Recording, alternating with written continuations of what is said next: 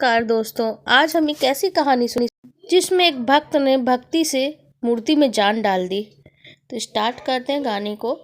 एक लड़की थी, उसे अपने घर के संस्कारों की वजह से लड्डू गोपाल की भक्ति मिली और उस लड़की की बड़ी आस्था लड्डू गोपाल में थी। वो लड़की हमेशा वृंदावन जाती थी और लड्डू गोपाल के दर्शन करके आती थी। धीरे धीरे वो बड़ी होती रही, पर उसने वृंदावन जाना नहीं छोड़ा। उसकी शादी हो गई, बच्चे हो गए, वो भी बड़े हो गए और उनकी भी शादी हो गई। पर उस लड़की का नियम कायम था। एक दिन जब वो लड़की बहुत बुढ़िया हो गई, अब उसके बस में चलना नहीं रहा, तो वृंदावन जाके लड्डू गोपाल की एक मूर्ति अपने घर ले आई और घर पे रह के भी उनकी पूजा पाठ और सेवा करने लग गई। एक दिन पूजा करने के बाद उस बुढ़िया ने अपनी बहू से कहा, बहू इस मूर्ति को अंदर वाले कमरे में रख दो। बहू उस मूर्ति को लेकर अंदर गई, पर गलती से उससे वो मूर्ति छूट गई। बड़ी जोर की आवाज़ हुई। बुढ़िया घबराई सी चिल्लाई, क्या हुआ बहू? बहू बोली, कुछ नहीं माँ जी, केवल मूर्ति गिर गई है। यह सुन के बुढ़िया जोर जोर से रोने लग गई। वह रो रो के यही चिल्लाई जा रही थी, कोई जाओ जाओ, जाके डॉक्टर को बुलाओ, मेरे लड्डू गोपाल को चोट लग गई, मेरे लड्डू गोपाल को चोट लग गई। पहले तो बहू ने सोचा बुढ़िया नाटक कर रही, पर काफ़ी देर होने के बाद भी वो चुप नहीं हुई, तो बहू को लगा बुढ़िया पागल हो गई। अक्सर लोग बुढ़ापे में सठिया जाते हैं। शाम को जब उस बुढ़िया का बेटा घर आया तो बहू से सब समझाया। उसे भी लगा माँ सचमुच पागल हो गई, भला मूर्ति के लिए कौन डॉक्टर लाता है। फिर भी उसे अपने बच्चों का ख्याल आया। उसने निश्चय किया माँ को पागल खाने भेजना ही पड़ेगा, नहीं तो माँ के पागलपन का असर मेरे बच्चों पे भी पड़ सकता है। वहाँ पास में एक समझदार आदमी रहता था।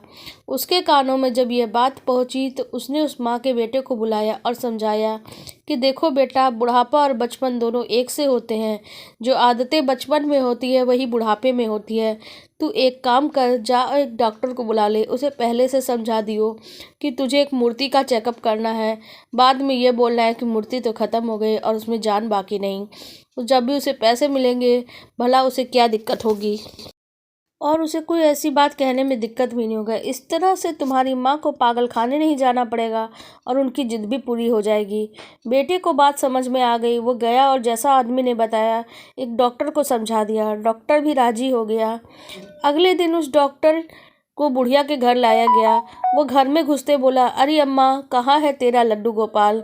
बुढ़िया ने मूर्ति को दिखाते बोला, आओ डॉक्टर साहब आओ, जरा देखो क्या हो गया मेरे लड्डू गोपाल को। डॉक्टर दूर से ही देखा और बोला, अरे अम्मा, इसमें तो जान बाकी नहीं, ये तो ख़त्म हो गई।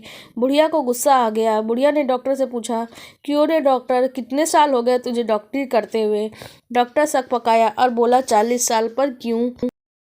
बुढ़िया ने कहा, इतने साल हो गए तुझे डॉक्टरी करते हुए, पर इतना समझ नहीं आया कि मरीज को हाथ लगाए बगैर उसकी बीमारी का पता नहीं चलता। डॉक्टर को लगा वो कुछ ज़्यादा ही जल्दी अपना काम ख़त्म कर रहा है। उसने जाके मूर्ति की हाथ की नज़्म देखी और कहा, माँ कुछ नहीं है तेरे लड्डू गोपाल में। बुढ़िया बोली, सही से देख बेटा, ऐसा नहीं हो सकता। डॉक्टर ने इस बार छाती को चेक करके देखा और बोला, माँ कुछ नहीं है अब तेरी मूर्ति में, ये ख़त्म हो गई। बुढ़िया ने कहा, बेटा वो जो मशीन होती है ना तेरे पास, जाके उससे चेक करके देख। डॉक्टर समझ गया बुढ़िया स्टेथोस्कोप की बात कर रही है। अब उसे पैसे तो मिले थे, उसे क्या दिक्कत थी वो भी लगा के चेक करने में? जवाब तो उसे पता ही था। उस डॉक्टर ने अपना स्टेथोस्कोप निकाला और उस पर मूर्ति की छाती पे रखा। मूर्ति में से जोर जोर की धक धक की आवाज़ आई। डॉक्टर घबरा गया, बार बार चेकअप किया, हर बार धक धक की आवाज़ आई। उस डॉक्टर ने बुढ़िया के पैर पकड़ लिया और बोला, माँ, जो दुनिया तुझे पागल करती है असल में वही दुनिया पागल है। तू इस मूर्ति के पीछे तेरी भावनाओं को वो नहीं समझ सकते। इस मूर्ति में जान नहीं थी, ये तेरी श्रद्धा थी जो इस मूर्ति में जान आ गई। और इस कहानी का ऐसे ही डॉक्टर भी वृंदावन जाके बस गए। कहानी के बारे में आपकी क्या राय है, आप भी बताइए। आपके अपनी भक्ति पे कितना विश्वास है, ये राय कमेंट सेक्शन में ज़रूर बताइए।